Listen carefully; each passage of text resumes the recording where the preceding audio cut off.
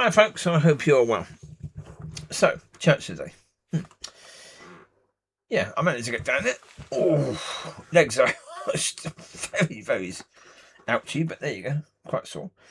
Well, actually, last night when I went to bed, I asked God to help me to get down and get back, because obviously, normally speaking, with sport, if you haven't played sport for a long time, like football or anything like that, and again, I wasn't playing that hard, but yeah, again, if you haven't done it for years, you can hurt that day a little bit, but next day, you normally can't walk.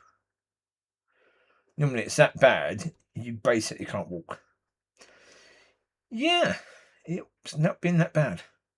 Well, last night I put some, I haven't got the proper stuff, deep heat. I haven't got that. But that's not necessarily the proper stuff. I've got some other stuff I got from the chemist that was about the same price, a little tub of cream. And I put that over my left knee, front and back. And I put it over the right knee and a bit over the thighs as well. And basically, the top of the groin area. Yeah, where's that? Wherever that is. Basically, the top of the thighs, top of the groin, because that area was quite ouchy, already. And I asked God to make it no worse, so it doesn't get worse. Because you understand, yes, your body is going to ache because you haven't done something for a while, so it's quite a natural thing.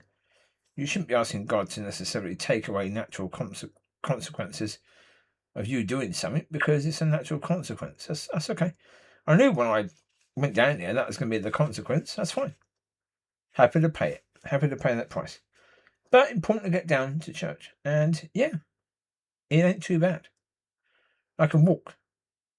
Walking down steps is very difficult. That's not easy at all. That's quite difficult, quite painful, but there you go. Well, especially if I try to do it normally, one foot and then the other foot goes down the next step. Gee, no. I've got a left foot first and then right foot down on the same step as the left foot is on. Then it's okay. No pain. But if you put the left foot down one step and then the right foot down the next step, ooh, your left knee. Oh dear. No, you don't want to do that. That's ouchy. Yeah. Well, that's the point, the muscles. So anyway, I got down there. And yeah, I was speaking to a few people. I spoke to a lady that I've spoken to a few times. I told her about what's he called? The bloke in charge of the filling station, him, Craig McKay, and what he had done. That I said about, when I said to him about the person's prayer, and the prayer was just the most ridiculous prayer. But as I say, look, I understand. It's from people that don't know God, right? From people that don't know God, that sort of prayer is a common prayer. Yeah, because they're in a situation at the filling station where there's going to be worship, and so therefore to pray that the gates of heaven will be opened, boom. I've heard that prayer so many times, and it's always been rubbish. It's always been a lie. But it's a very, very common prayer. But it's a prayer that happens when you have that sort of event. Always. You have that prayer coming. Someone says, God is telling me to pray that the gates of heaven will be open and there'll be a flood. And shut up. You're lying. Right? So anyway, when I said that was the case, and he reacted the way he did, I told her how he reacted. And her face was horrified. She went, what? He did what? Well, yeah. I said it's the way of... That's just what he does. He's been doing it for years. If I question something, straight away, all you want to do is judge. All you want to do is say that you're right and everyone else is wrong. Straight away. It's that crap that people that don't know God use against people that know God, basically. There's a way of dismissing them. And so I said, no, that's fine. You can dismiss me. Because I know already that it ain't going to happen. He's never going to want to change. But if he does want to change, he won't come to me for help. So therefore, cool. That's absolutely fine. The service was okay. Worship was okay. Again, they did this thing asking people to give. They've only just done that when they had their vision Sunday, and they're asking people to give then, giving out the envelopes with their card on it saying you can give that way or that way or that way or that way or that way. They did the same thing again today, made that a big point about the service. And I'm like, okay, whatever. And then Archie did about John 15, 1-8. As he was reading, something struck me. Something quite important struck me. I'm going to see if I can bring it up. 1 second. Sorry, I had to move, so my legs are going ouchie, ouchie, ouchie, ouchie, ouchie. Just do John 15. That'll do. NIV? We'll have New King James, shall we? New King James, I do. Go there. Right, I haven't got glasses on, but we'll give it a go. I can get glasses. Okay, I'll try that. I'm not sure if this thing is still recording. Sometimes it shuts up. It shuts off if I'm doing something else, so therefore, yeah. That's what I said. I'm not sure if it's still recording, because sometimes it does do that. Right, I get glasses, because obviously, if I'm reading from Tinternet, then, or even from the book, the Word of God, then I'm going to have glasses on. So, okay. Well, he had a different version. His one said the Father is the gardener. Well, that isn't true. So, I am the true vine, and my Father is the vine dresser. Every branch in me that does not bear fruit, he takes away. And every branch that bears fruit, he prunes, that it may bear more fruit. So he told a bit about that, and about, that he's planted trees and stuff like that, and, he prunes it every year. Okay. And it goes on to say, you are already clean because of the word which I've spoken to you. Who? Who's he talking about? The apostles. He's talking to them. So he's saying they are already, not us, they are already clear.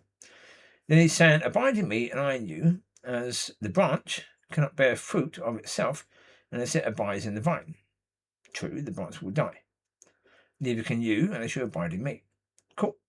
We agree on that one? Because if the branch is cut off from the vine, the branch will die. Cool, we understand that. Verse 5. I'm the vine, and you are the branches. He who abides in me, and I in him, bears much fruit. For without me you can do nothing. If anyone does not abide in me, he is cast out as a branch, and is withered, and they gather them and throw them into the fire. He didn't read that. Oh, I think he did, but he didn't really go much into that. Then 7 says, if you abide in me, and my words abide in you. The word abide can also be translated as remain. Because abide means live with, doesn't it, really? It means live with. So, yeah. As if we're in this together, sort of thing. Because, of course, he was reading, could be from the NIV, I'm not totally sure. Probably the NIV. But, anyway. Here's one said remain. And straight away, as soon as he read verse 7, that was it. My mind was, I didn't really hear much else. That was it. If you remain in me, and my words remain in you, you will ask what you desire, and it shall be done for you. Right. Okay. If you remain in me, or if you abide in me. Right. I went straight to God and said, well, yeah, okay, that's the point. So what do you exactly mean by if you remain in me? What does that mean? How is that supposed to look? Because, of course, that's a very difficult thing. Or what does it look like for most people if they're not remained in you? How would that look? Because, of course, that is the point, isn't it, really? If you want people to understand that, you've got to help them to understand that. And that's because that's the key there. A lot of people think that if they ask for something in the Lord's name, they would get it because they think going to church means they're abiding in him. Oh, that's the point. The pastor did say something that's quite bad. He said that the church is now the plant. And after the service, I said to him, excuse me, what do you mean the church is now the plant? And he changed it, but he said, no, what I mean is the church is basically now the branches. And again, he's wrong. No, the church isn't the branches. Well, because the Son of God is saying you are the branches. Who? The people. The people are the branches. He was talking to the apostles and he was talking to anyone else who can hear. He was talking to the people. You are the branches. Because it's not a collective fruit that's born. It's individual. And so individually, you're cut off. You're not cut off as a collective, are you? If a church isn't really bearing fruit, the church doesn't get cut off, does it? Individuals do. So therefore, yeah, no. Again, I think he went a little bit people-pleasing.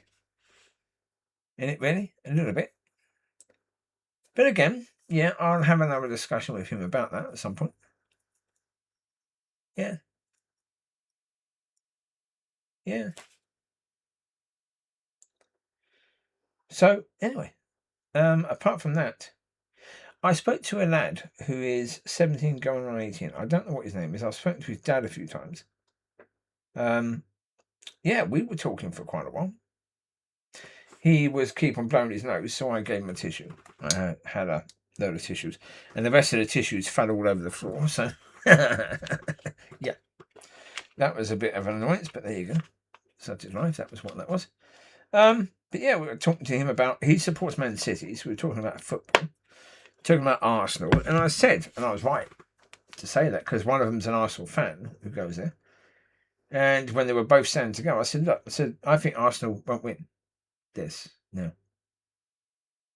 Because Arsenal are in a position where, for the last 5 games, they've either won by 1 goal, or they've lost. But they've struggled to really impose themselves and raise their game. And the problem is that means that when they need to raise their game, they won't be able to, because they're not used to doing it. If you're used to raising your game when you don't have to, say for example, if you're a football team, if you're winning 3-0, that's the time to raise your game. That's the time to say, right, let's get 6. Let's step it up. Let's see if we can do more now. Because if you're in a game where you're losing 2-1, you've got to raise your game. You've got to now step up another level. If you're not used to doing that, when you need to do it, it won't be there. But that's why Fergie United wanted United to keep going, keep pushing. Even if they're winning comfortably, keep pushing. Keep going for that other goal. Keep going for the next one. Because he understood there'll be games when you're not scoring, and when you're not scoring, you've got to keep pushing. And so I said, yeah, Arsenal aren't doing that. Because they're not doing it, it means that today they play City, and when they need to raise the game, they won't be able to. And so it's more likely that they will get kicked out of the Champions League, they will lose in the semis, and they will not finish top. And I said it's quite likely that Arteta will get sacked in the summer because of it. Because this is a season where they really has an opportunity. Really has an opportunity. And so anyway, the Arsenal fan went away. So I was speaking to the young one, speaking to him about his life. And, one lad had a birthday, so we all sang happy birthday to that chap. So I said to him about your Christian birthday. And he said, well, he was somewhere around 7. And I questioned whether or not, when he gave his life at the age of 7, whether he was truly ready to give his life. Because, of course, at the age of 7, most children are not ready to make a massive life choice like that. But I made it clear. I said, look, I'm not judging you and saying that you didn't. Because you could have been an exception as a 7-year-old. But the norm is that a 7-year-old wouldn't be able to do that. So you might have been the exception. But I said to him, check it with God, because the reality is your relationship with God is between you and God. So check it with God, because that's the point. You need to do that all the time. And I talked to him about standing and how to stand and all of that. And yeah, I talked to him about the fact that, if you're standing, it doesn't matter what's going on in your life, because you're focusing on God and believing in the one who can see the big picture, trusting in what he can see rather than what you can. And therefore, for me, that's a fantastic tool to give someone who's 17.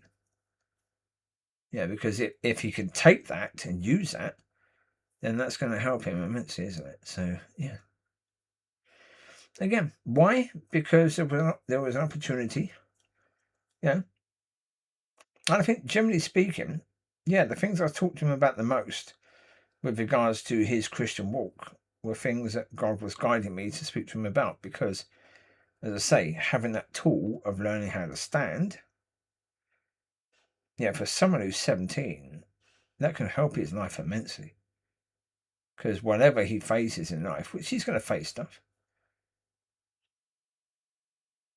yeah, he can just walk through it. He can learn to just walk through it. Obviously, there will be times when he falls, but yeah. Well, again, I'll probably be there next week. So therefore, yeah. In the end, we will have a conversation then. If he needs to talk again about anything we've already spoken about, the opportunity will be there. So yeah, it is all fun and games. So yeah. Oh, and then I got a message from Craig saying again, if I come to the filling station, it will have to be with a pastor or a church leader. And I sent him a message, a voice message on Facebook. Basically, just saying, look, the reality is, the end of the message, I just said, look, the thing that I know is, if I saw somebody in that filling station teaching witchcraft or cursing somebody, I couldn't come and tell you. Because you would be far more annoyed that I've told you than what was actually going on. You would think me telling you is worse than what was going on. And so therefore, I know that I can't trust that I could tell you. That if there was a problem, I could come to you about it. I couldn't. Because you've shown me I can't. And so I've said, no, I won't be coming. No. Again, it's just that, no.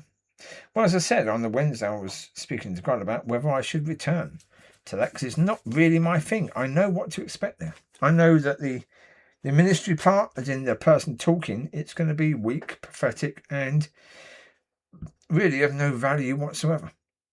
Because that's what it's going to be. The worship will be okay, but I can have far better worship indoors than what they do. So, yeah.